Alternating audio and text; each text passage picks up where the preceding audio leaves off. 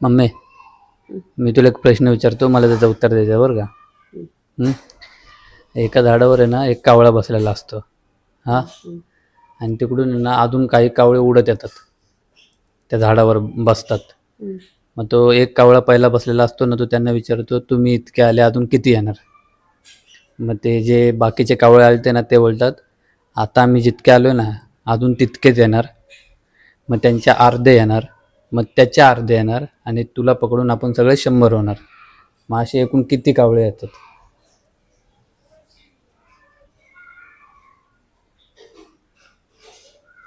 पहिले एक येणार, पहिला एक बसलेला असणार तो झाडावर. बसलेला असणार.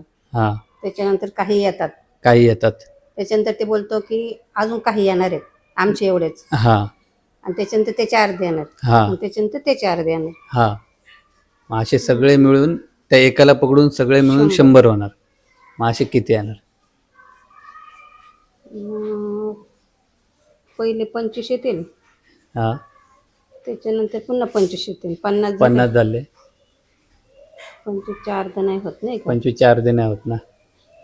मग 26 येतील पहिले, पहिले 26, नंतर परत 26, किती 52 झाले, 52 झाले, परत 13, 13. 13च्या अर्ध नाही होत.